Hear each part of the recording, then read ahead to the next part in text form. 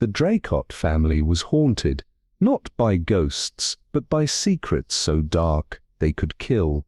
For years the family lived under the shadow of an ancient curse, its grip tightening with every stolen glance, every whispered word.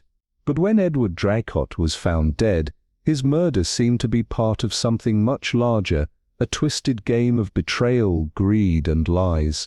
No one was innocent.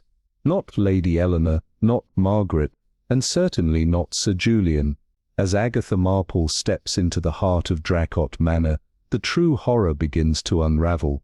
Will she expose the truth, or will the curse claim yet another victim? The fog stretched endlessly beneath a brooding leaden sky swirling over the craggy moors like a ghostly veil. Draycott Manor stood at the edge of the world, its towering silhouette clawing at the heavens, a forgotten relic from a distant age. Agatha Marple, her coat pulled tightly against the chill, stepped out of the rattling car as it came to an abrupt halt before the iron gates. The gates groaned open with a reluctance that mirrored the ominous weight of the manor. The driver, a young man whose twitching hands betrayed his anxiety, muttered under his breath, "Good luck, miss, you'll need it." Agatha's piercing gaze swept across the scene, absorbing every detail, the sprawling Gothic architecture of the manor, its ivy-clad stonework seeming to breathe with the ghosts of the past, and the air, thick with unspoken secrets. As she made her way down the gravel path, the mansion loomed like a beast, its narrow windows and jagged spires exuding a silent menace. Inside, Lady Eleanor Draycott awaited her in the grand hall, her fragile form draped in somber mourning attire, a single strand of pearls trembling at her throat. "You must be Miss Marple," she said, her voice brittle, yet commanding. "Thank you for coming on such short notice. We are desperate for your expertise." Agatha nodded politely, her gaze steady. "I understand there have been unfortunate events." Lady Eleanor's laugh was hollow, a sound that resonated with grief. "Murders, Miss Marple. My brother Edward was found dead in the library just 2 weeks ago. Before that our housekeeper was discovered lifeless in the East Wing, and before that," her voice trailed off as her hand pressed a lace handkerchief to her lips. "The villagers say it's a curse." Agatha remained silent, allowing the weight of the words to hang in the air, her mind already working. People often spoke too freely when the silence was allowed to stretch, revealing truths they might otherwise conceal. "I don't believe in curse," Lady Eleanor added with a nervous glance, though the flicker of doubt in her eyes betrayed her. Agatha smiled faintly, her voice soft but firm. "The truth, Lady Draycott, is far more tangible than superstition." The guest room prepared for Agatha was as cold and foreboding as the rest of the manor, the heavy curtains suffocating the dim light, while a dark 4-poster bed dominated the space. As she unpacked, a folded piece of paper fluttered to the ground. Agatha paused, her sharp eyes narrowing as she retrieved the note, which read, "Leave now, you are not welcome here. The dead do not rest." There was no signature. At first she considered it a crude attempt at intimidation, but the timing was too curious. She had barely set foot in the house, and yet someone already wished her gone. She tucked the note away, her mind turning over the possibilities. Was it a warning from someone within the household, or an effort to unsettle her before she could begin her investigation? Later that evening, Agatha joined Lady Eleanor in the drawing room, where a meagre fire crackled weakly in the hearth. Over tea, the matriarch shared the tale of the so-called curse. "It began centuries ago," she whispered, her voice low. "My ancestor Lord Arthur Draycott was accused of betraying his wife. They say she cursed the house as she died, vowing vengeance on all who bore the Draycott name. Since then, tragedy has followed our family like a shadow." Agatha listened intently, her lips curling into a slight smile. "Fascinating," she murmured. "Curses, Lady Eleanor, require human hands to set them in motion, do they not?" Lady Eleanor blinked, her discomfort evident. "But what other explanation could there be?" she asked, her voice trembling. Agatha set her cup down, her gaze unwavering. "I intend to find out." With your permission, I would like to speak with the household staff tomorrow. Someone here knows more than they are letting on." The matriarch hesitated, her gaze darting nervously to the shadows of the room before she nodded. "Very well, but please, Miss Marple," she said, her voice barely above a whisper, "be careful. This house has claimed too many lives already." That night, as Agatha lay in the cold, oppressive silence of the manor, the faint creaks of the house seemed to echo through the darkened halls, each groan of wood and whisper of wind heightening the sense of unease. She barely slept, her thoughts replaying Lady Eleanor's story and the cryptic note. Then, past midnight, a floorboard creaked just outside her door, followed by the faintest rustle of fabric, a sound so slight it could easily have been imagined. Yet, the hairs on the back of her neck stood on end, and for a fleeting moment, Agatha felt the unmistakable presence of something, or someone, lurking in the shadows. Agatha's eyes snapped open, her senses sharp as a whisper of movement stirred the silence of the manor.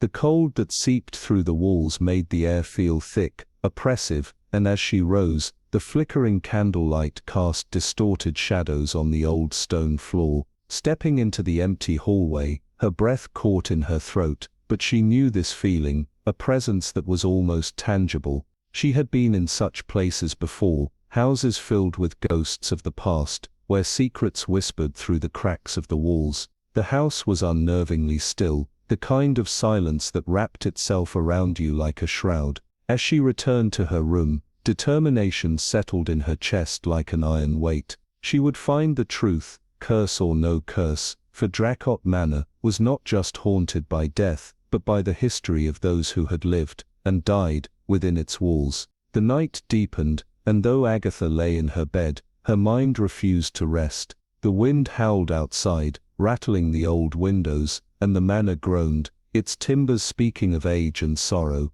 When the first creak of a floorboard echoed down the hallway, Agatha's pulse quickened. It was faint, almost imperceptible, but it was enough to draw her out of bed. Draping a shawl over her shoulders, she lit a candle, the flame casting jittery shadows against the walls. The house stretched before her, bathed in an eerie half-light.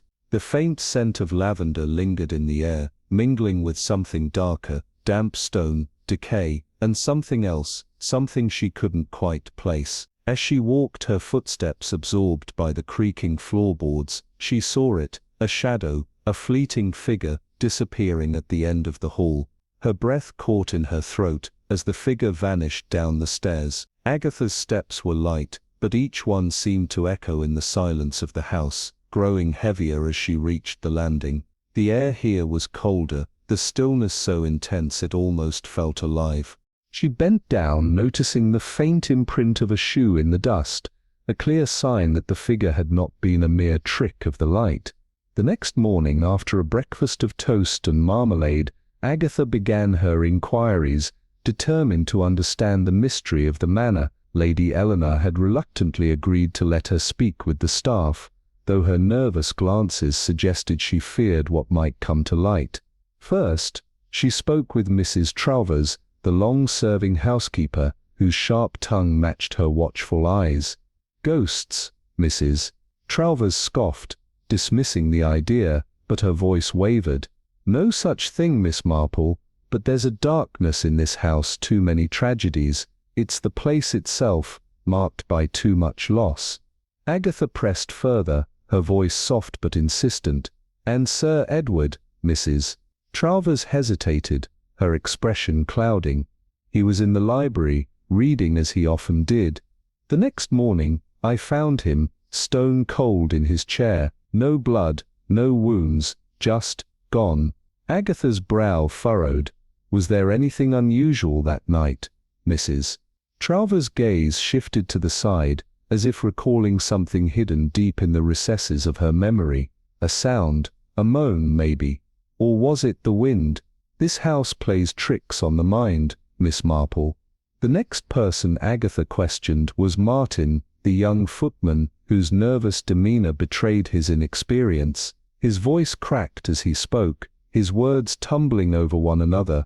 "I was setting the fire in the east wing that night, didn't hear anything strange. But some of the other lads, they say they saw shadows." Agatha's curiosity piqued.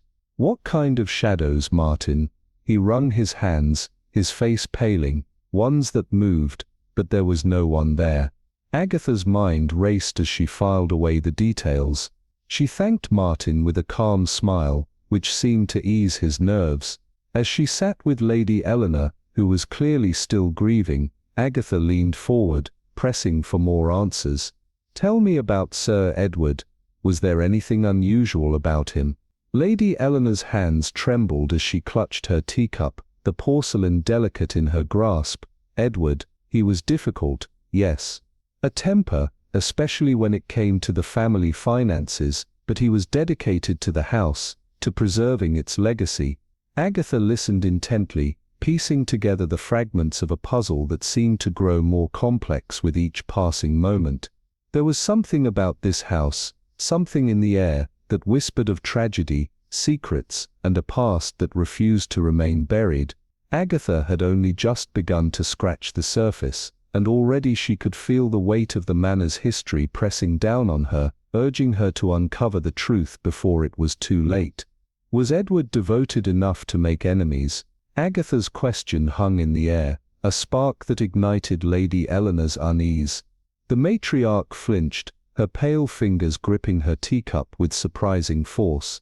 "Perhaps he was strict with the staff," she admitted quietly, her voice trembling slightly.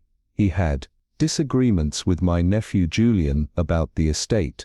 But murder? No, Miss Marple, that's something none of us could ever imagine." The silence that followed was heavy, thick with unspoken words. After luncheon, Agatha requested to see the library where Edward had been found, hoping to unearth something hidden within its walls. The room was grand, lined with shelves that stretched to the high ceiling, their contents of leather-bound volumes casting long shadows. The air was thick with the scent of old paper, but it was the desk where Edward had met his untimely end that caught Agatha's attention. It remained untouched, save for the removal of his body. Her eyes scanned the scene with meticulous care, a habit she had honed over the years.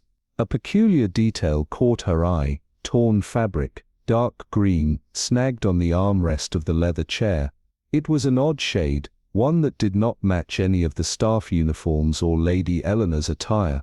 Agatha moved behind the desk, and her gaze fell upon a series of faint irregular carvings scratched into the wood, desperate, frantic marks, almost as though someone had etched them in haste. They could have been letters or symbols, but their meaning was elusive. As she examined them further, the light shifted, casting a strange reflection off a glass cabinet nearby. Inside, a set of silver candlesticks gleamed, their polished surfaces reflecting the dim light, but one candlestick bore an odd smudge, as though someone had handled it with unclean hands. Agatha stepped back, her mind working like a clock, each detail clicking into place. Torn fabric, cryptic symbols, and the curious detail of the candlestick, they were nothing more than individual curiosities on their own, but together, they hinted at something much darker. She turned to Lady Eleanor, who had remained at the doorway, watching her closely. "Lady Draycott," Agatha said, her voice steady, betraying none of the urgency she felt, "I'll need a list of everyone who had access to this room. And if it's not too much trouble, could you tell me who owns a green coat?" Lady Eleanor appeared puzzled, but nodded nonetheless.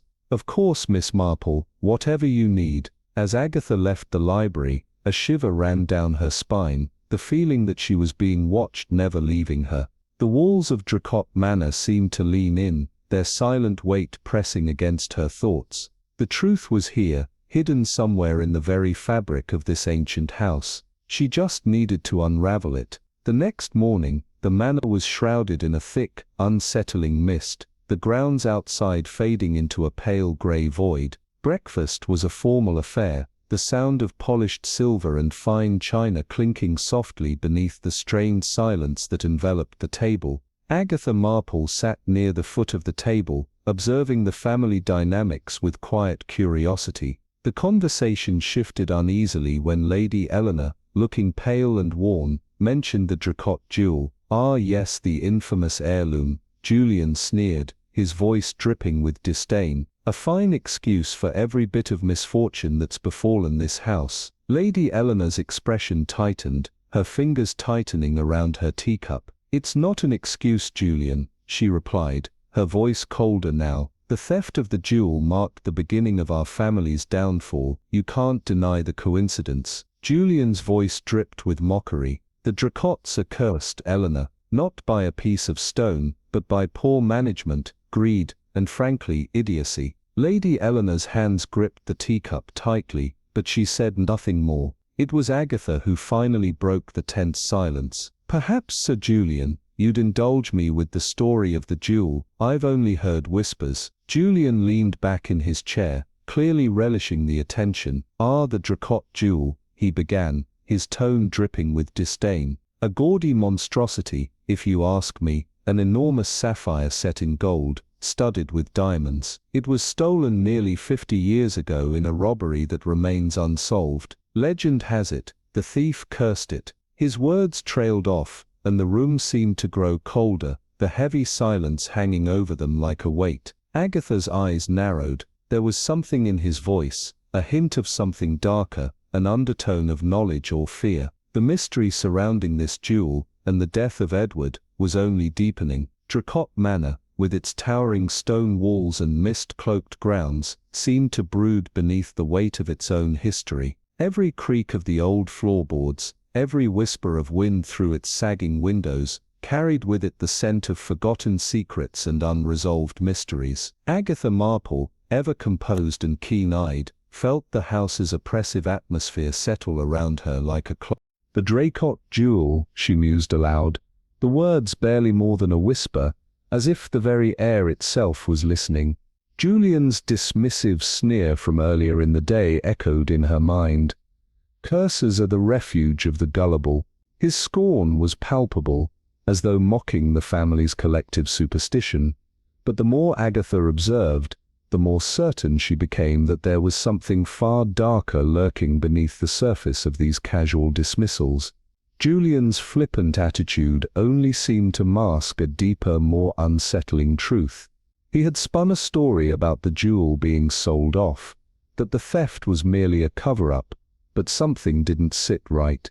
It was all too convenient, too rehearsed, and far too self-serving. As she reflected on their breakfast conversation, Agatha felt a growing sense of unease.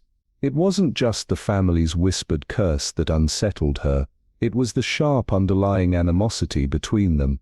Lady Eleanor's stiff composure, so carefully curated, couldn't hide the cracks that formed when the jewel was mentioned. And Sir Julian's overcompensating bravado was more than just a protective armor, it was a smokescreen hiding a man wrestling with his own demons. After the tension of breakfast, Agatha allowed the family to retreat into their own corners of the sprawling estate, each member retreating further into the web of lies and deceit that seemed to hold the manor in its grip.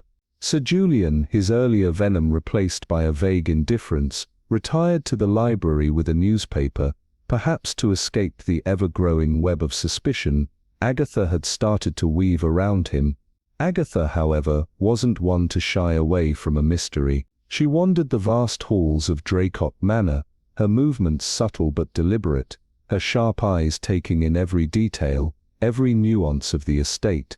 Her exploration was not driven by mere curiosity, it was her method of uncovering the unspoken truths that lurked behind every corner, every shadow.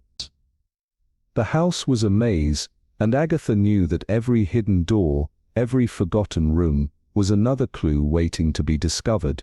Her wandering eventually led her to Sir Julian's study, a room that struck her as surprisingly austere for a man of his apparent flair.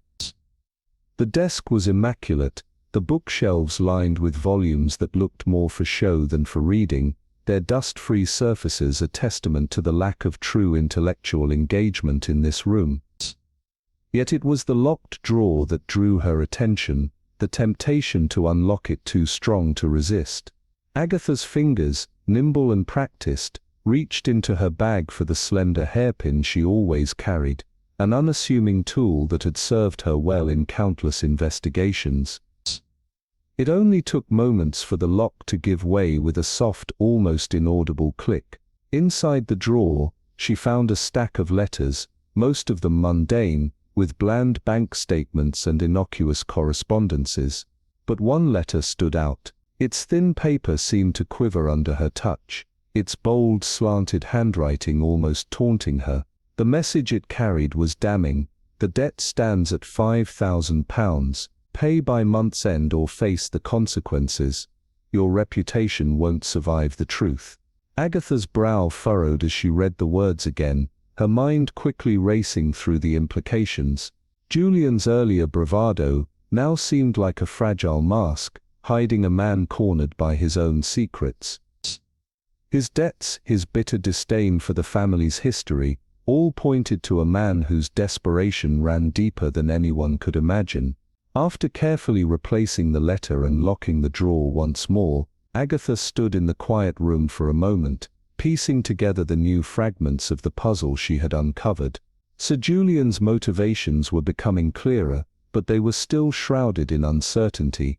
As she stepped back into the corridor, her thoughts were interrupted by the sudden appearance of Lady Eleanor, who emerged from a nearby doorway, with an air of suspicion hanging around her like a storm cloud. "Miss Marple," she said coolly, her gaze sharp as she assessed Agatha with a penetrating scrutiny. "You seem very interested in our home." Agatha, never one to be rattled, offered a calm smile. "Curiosity, my dear Lady Eleanor. A house as storied as this one, with its layers of history and forgotten corners, holds so many tales. One can't help but explore." Eleanor's lips tightened into a thin line, her gaze unwavering, but she said nothing further before turning and disappearing down the hall. Agatha's smile faded as she watched her retreat, her mind already turning over the new revelations. The Draycott jewel, Julian's mounting debts, the family's whispered curse, each of these elements seemed to pull her deeper into the mystery. But even more than that, Agatha now sensed the presence of a web, an intricate tapestry of lies and deceit, that had been spun over years, perhaps even generations.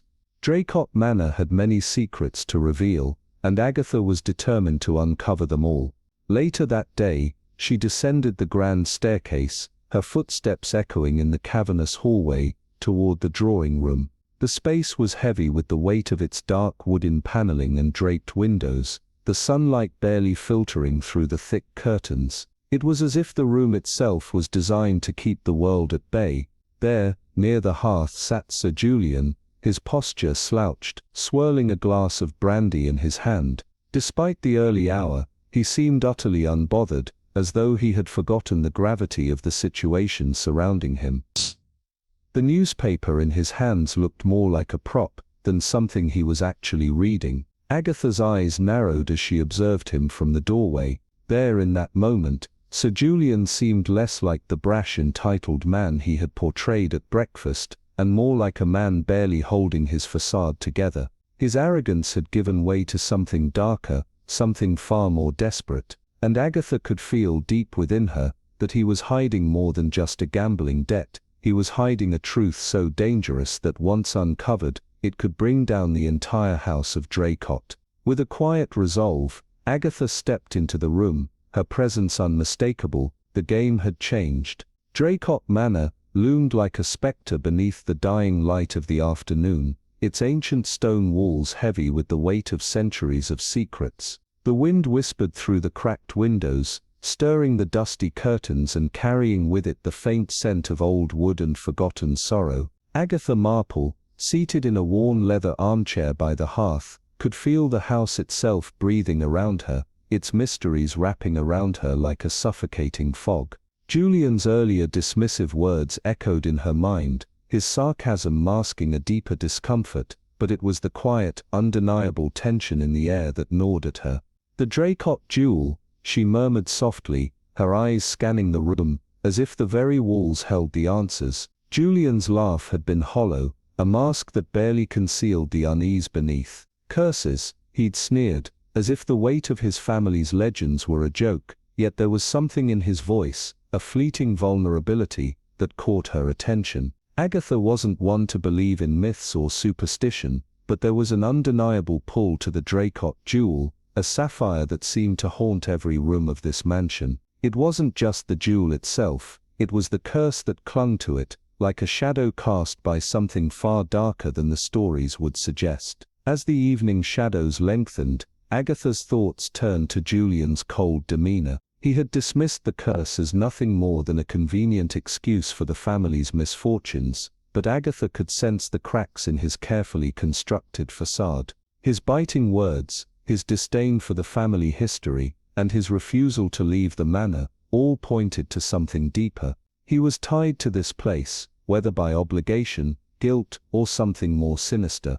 But Agatha knew better than to rush to conclusions. Her gaze moved across the room, lingering on the antique furniture and the grand portrait of the Draycott ancestors hanging above the fireplace. She couldn't shake the feeling that they were watching her, their painted eyes silently judging every step she took in their home.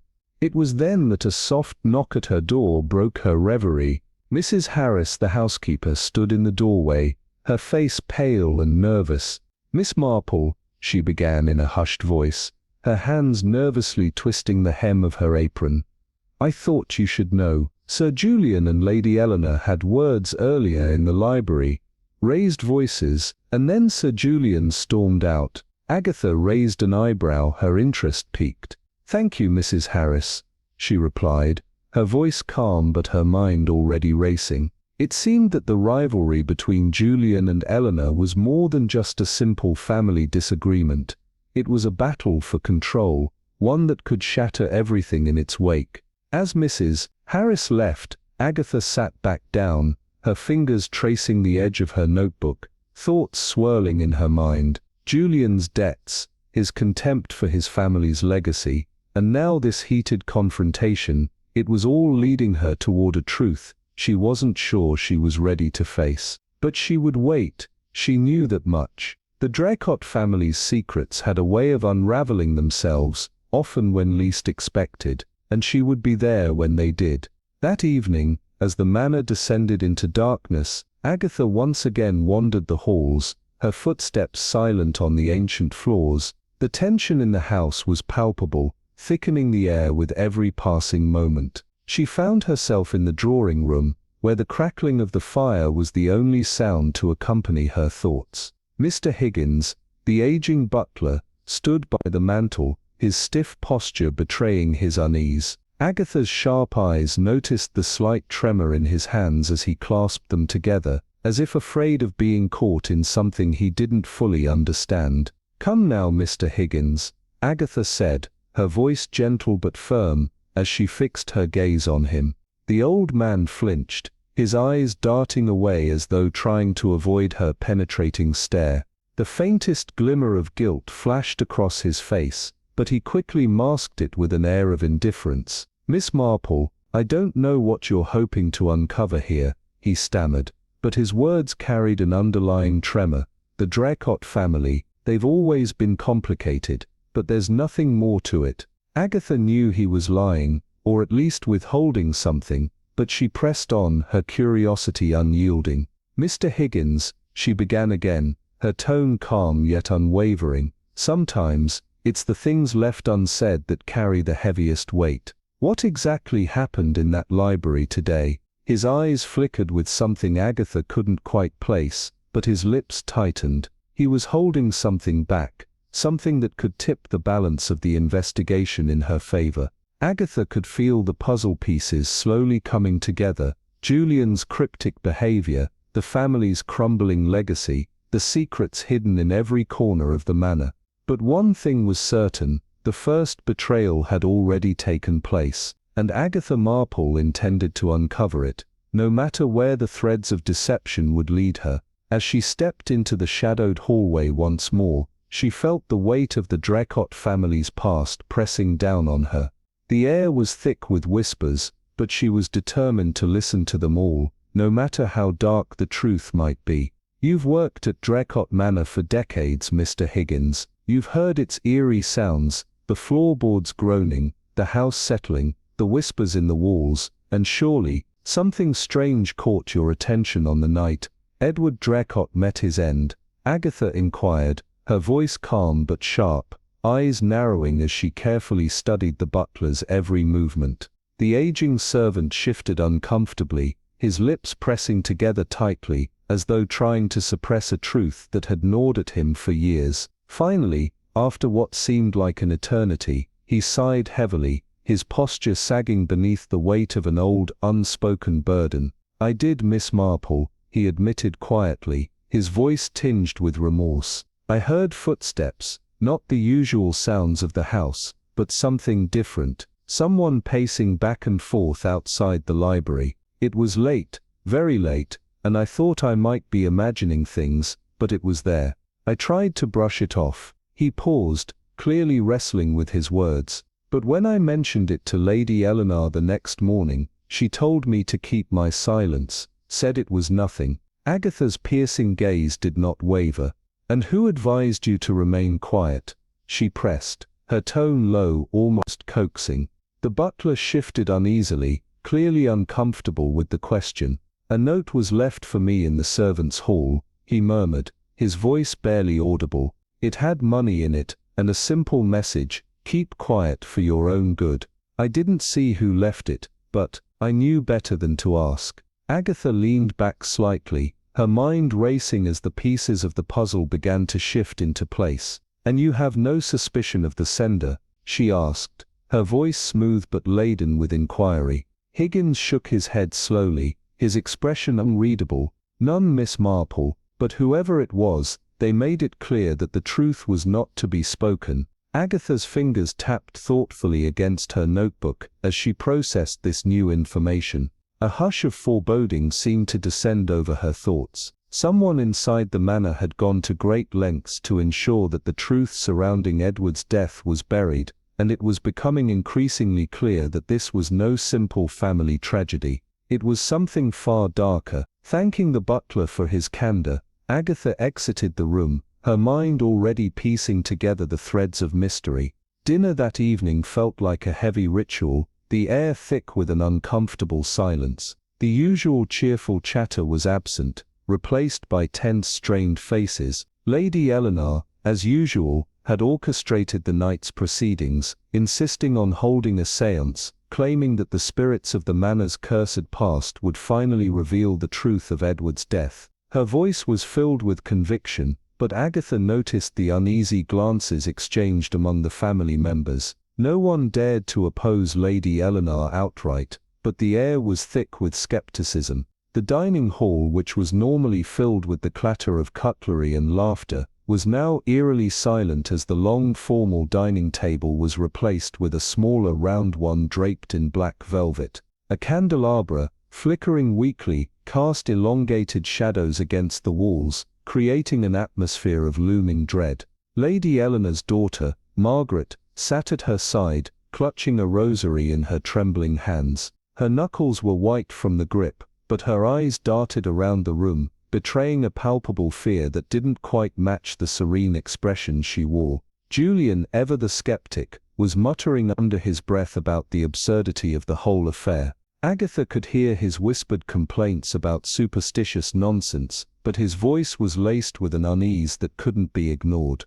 The medium, Mrs. Fenwick, a local woman with a reputation for theatrics, began her incantations, her voice tremulous but laden with a practiced drama. Agatha, sitting in a shadowed corner, watched with a mixture of detachment and quiet curiosity. She observed the medium's exaggerated gestures, the deliberate placement of props, and Margaret's wide-eyed expressions that seemed too rehearsed to be natural. The whole spectacle reeked of manipulation. Suddenly, the medium's voice rose in a chilling crescendo, piercing the tense air like a knife. "The spirit speaks, it cries out against betrayal. The murderer is among us." The words echoed in the room, sending a ripple of shock through the gathered guests. Lady Eleanor's gasp was sharp and involuntary, her face pale as she clutched her chest, while Margaret, her daughter, clung to her for support, her body trembling as though in shock. The room erupted into chaos. Julian, seething with anger, demanded an immediate end to the charade, but the atmosphere was already thick with fear and suspicion. In the midst of the commotion, Agatha's gaze fell on Margaret's trembling hands, and something caught her eye, a faint smudge of ash on her palm. It was subtle, but unmistakable. The ash appeared fresh, as though she had just handled one of the burning candles from the séance. Agatha's mind raced. That detail could not be overlooked. Later that evening, as the house quieted down, and the last whispers of the séance faded, Agatha found Margaret alone in the drawing room, her composure frayed. The young woman stood near the window, her back to Agatha, clearly trying to regain her self-control. Agatha entered quietly, her footsteps measured and deliberate, making her presence known without announcing it. "I must commend your performance during the séance," Agatha said lightly, her voice betraying none of the suspicion she was harboring. "Convincing enough to rattle the entire household, though not convincing enough to fool me." Margaret turned sharply, her face paling at the insinuation. "I don't know what you mean," she stammered, her hands trembling as she clutched the edge of her skirt. Agatha remained seated, her eyes never leaving the young woman. "Oh, but you do," she said, her tone now gentle but insistent. "The ash on your hand, Margaret. The perfect timing of the medium's accusations. It was staged, wasn't it? Designed to shift attention away from something far more dangerous. But the question is, what were you trying to hide?" Margaret's fingers curled into her lap, her facade crumbling under the weight of Agatha's relentless scrutiny. The young woman's lips trembled, and her eyes flickered with a fleeting moment of guilt. Agatha knew she was on the edge of something far darker than a mere family rivalry. The secrets of Draycott Manor were not just hidden in the shadows, they were actively being concealed, manipulated, and protected by those who would go to any lengths to keep the truth buried. Agatha's resolve hardened. She would uncover it all. The dark heart of Draycott Manor, the betrayals, the lies, and the terrible price of silence. Nothing would remain hidden for long. Margaret's voice trembled, barely above a whisper as she spoke, the weight of her confession choking her words. "I only wanted to scare them," she murmured, her eyes darting about the room, unable to meet Agatha's gaze. "I wanted them to feel the same terror I've lived with, all these years, the fear of being trapped in this cursed house. But I didn't kill Edward, I swear it." Agatha regarded her carefully, her penetrating gaze studying every subtle flicker of emotion that passed across Margaret's face. There was no mistaking the fear that gripped her, but there was something else, something lurking beneath the surface, a sense of desperation. "Fear," Agatha said, her voice soft but edged with authority, "is a powerful tool, but in the wrong hands it can become a weapon, one that destroys everything in its path." Margaret said nothing, her silence betraying her inner turmoil. Agatha already suspected the truth. Margaret's guilt wasn't in the murder itself, but in her deceit, in her manipulation of the situation, in her efforts to create fear and divert attention. The real killer was still at large, hidden in the shadowed halls of Draycott Manor, and the air in the house grew heavier with each passing moment, thick with unspoken dread. Agatha's mind was racing, her thoughts already weaving together the fragments of the puzzle she had been gathering. As much as the séance had failed to reveal the murderer's identity, it had illuminated a path, one that would lead her deeper into the mansion's darkest secrets. The following evening, as the mist clung to the moors, the air around Draycott Manor seemed to hold its breath. The oppressive silence of the house was broken only by the occasional creak of floorboards or the faint rustling of the wind outside, stirring the fog like a restless ghost. Agatha's footsteps echoed softly through the hallways as she moved towards the library. The grand room, dark and foreboding, seemed to hold its breath as well, watching her, waiting. The heavy shelves, lined with books that had gathered dust for decades, stretched high into the air, casting long shadows that stretched across the room. Agatha's eyes were sharp, scanning every inch of the space. Her fingers traced the edges of the intricate carvings on Edward's desk, feeling the faint grooves that hinted at something far deeper than mere decoration. These symbols, these strange cryptic designs, had been lingering in her thoughts for days, gnawing at her mind like an unsolved riddle. She paused over one carving, its depth unusual, and with a soft click, a hidden latch released. The bookshelf groaned as it opened, revealing a narrow passageway bathed in shadow. Without hesitation, Agatha lit the lantern she had brought with her, the flickering flame casting eerie shadows on the stone walls as she descended the narrow staircase. The air grew colder, carrying the scent of damp earth and decay. At the bottom of the stairs, Agatha found herself in a forgotten cellar, filled with the remnants of Draycott family history. Dust-covered relics of a bygone era littered the floor, tarnished silver goblets, faded portraits, and a broken chest spilling yellowed parchments that fluttered like forgotten memories. But it was the corner of the room that caught Agatha's attention. There, amidst the decay, was a makeshift altar, its surface stained with melted wax, and the faint traces of something darker, something sinister. Beside it, a small vial lay on the cold floor, its contents long evaporated, but the residue of poison was unmistakable.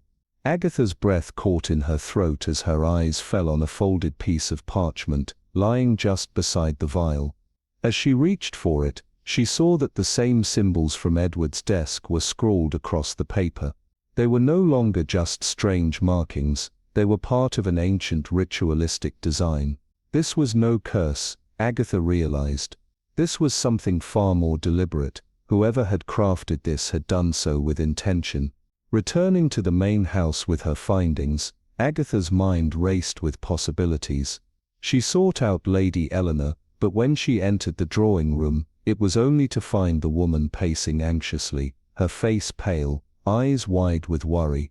Margaret and Sir Julian were absent, their alibis growing increasingly fragile in Agatha's mind. Agatha approached Lady Eleanor with caution, her voice measured and calm, but carrying the weight of her discovery. "Lady Eleanor," she began, "the Draycott curse, it's not real, it's nothing more than an illusion, a fabrication meant to keep us all in the dark. There's no ghost haunting this house, there's someone very much alive who's worked tirelessly to create this myth." Lady Eleanor's face drained of color, her trembling hands clutching her shawl. "What are you saying, Miss Marple?" she whispered, her voice barely audible. Agatha stepped closer, holding up the parchment she had discovered in the cellar.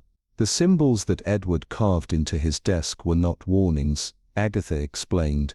They were part of a ritual, a false one, designed to perpetuate fear, to hide something far more mundane beneath it all. Greed, a desire to control, to exploit.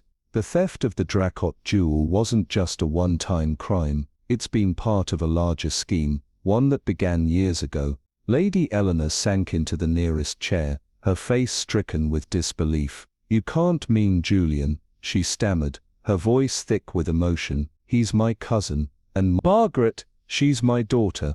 Agatha's eyes softened for a moment, but the resolve in her voice was unwavering. "I suspect that Sir Julian and Margaret have been collaborating for years, using the fear surrounding the Draycott curse to cover their tracks. They've been manipulating everyone, spinning a web of lies to hide their greed. The murder, the poison, it was all part of a much darker plan." The silence in the room grew heavy, suffocating. Lady Eleanor could only stare at Agatha, her mind struggling to process the enormity of what had been uncovered. The dark truths of Draycott Manor were far worse than she could have ever imagined, and Agatha, with all her instincts and intellect, knew that this was only the beginning. The killer was still out there, and the mystery of Draycott Manor was far from over. Margaret's eyes, wide with disbelief, flickered from Agatha's unwavering gaze to Lady Eleanor's anxious face, as if searching for some shred of comfort in her mother's presence. "Margaret, my own daughter, surely you jest." Lady Eleanor's voice trembled, but there was a cold finality in Agatha's tone as she responded, unmoved by their pleas. "No, Lady Eleanor, you're mistaken. The theft of the jewel was no rash decision. It was a carefully planned operation, an operation that has taken years to come to fruition." Agatha's words were deliberate, her eyes never leaving Margaret's stricken face. A scapegoat was needed, a diversion to keep suspicion away from the true perpetrators. The curse, the staged death of Edward, it was all part of a ritual, a facade to ensure the blame fell everywhere but on them. Her gaze shifted to Sir Julian, whose composure faltered for the briefest of moments. Agatha's voice grew sharp, like the edge of a knife. Edward wasn't murdered because of some ancient curse, Sir Julian. He was killed because he began to uncover the truth about the jewel, your deceit. Isn't that so, Sir Julian? For a split second Sir Julian's face twisted in surprise before he smoothed it into a mask of aristocratic arrogance, trying to regain control. Miss Marple, you're speaking nonsense. The curse is nothing but an elaborate fabrication, he sneered, attempting to brush her off with a wave of his hand. But Agatha wasn't deterred. She stepped forward, her eyes glinting with a knowing edge. A lie, yes, she said softly, but one you and Margaret have perpetuated to protect your theft. Edward must have discovered something tangible, a ledger perhaps, a misplaced journal, a whispered conversation he shouldn't have overheard that marked him as a threat to your carefully constructed lies. Margaret's face crumpled under the weight of Agatha's accusation, her hands twisting the fabric of her dress as she collapsed into a chair, her voice breaking with guilt. I didn't want him dead, Agatha, she blurted out, her words desperate. It wasn't supposed to go this far. I never meant for him to die. Agatha's expression softened slightly, but her resolve remained implacable. And yet it did, Margaret. Fear has a way of spiraling out of control. Once you set it in motion, it grows, and greed feeds that fear, pushes it further. Agatha's voice grew colder, the truth cutting through the room like a blade. The truth always has a way of surfacing, no matter how carefully it is buried. With Margaret's confession, and Sir Julian's silent defeat, the final pieces of the puzzle snapped into place with an unsettling precision. Agatha felt the weight of it settle over her like a heavy cloak. The vial of poison, stolen from the manor's medical supplies, the cryptic symbols from the forgotten Draycott diary, symbols Julian had found years ago, a treasure map for his own greed. The jewel, once thought to be nothing more than a cursed heirloom, had been the catalyst for everything. The desire for power, for wealth, had driven the Draycott family to the edge of madness. The moment that Edward had begun to question it, he became a threat, and threats were silenced. As the local constable arrived to take the guilty parties into custody, Agatha lingered in the quiet solitude of the library, her gaze focused on the now sealed passageway, the last remnants of the past locked away for good. The jewel had been recovered, but Agatha felt the heavy cost of that recovery, a price too steep for any family to pay. Lady Eleanor, her hands trembling, approached Agatha, her voice barely above a whisper. Miss Marple, do you think the curse will ever truly leave this place? Agatha turned, a faint yet knowing smile curling her lips. The only curses, Lady Eleanor, she said softly, are those we bring upon ourselves. Your family's curse isn't from an ancient spirit, it is the result of your own actions, your own choices. Her voice hardened, a final warning in her words. Let that be the lesson the Draycott family takes to heart, before the weight of their sins crushes them completely. With those words, Agatha stepped into the moonlit corridor, the soft echoes of her footsteps blending with the stillness of the manor.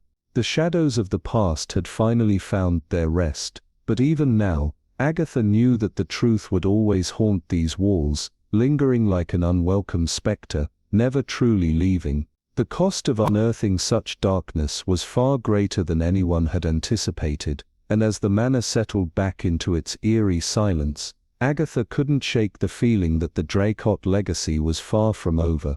Margaret's voice broke the oppressive silence, barely a whisper, as she confessed her secret. I just wanted them to stop questioning the accounts. Stop wondering where the money was going. I couldn't let Mother know how bad it had gotten. Her admission lingered in the air like a dark shadow, the weight of unspoken guilt now spilling out.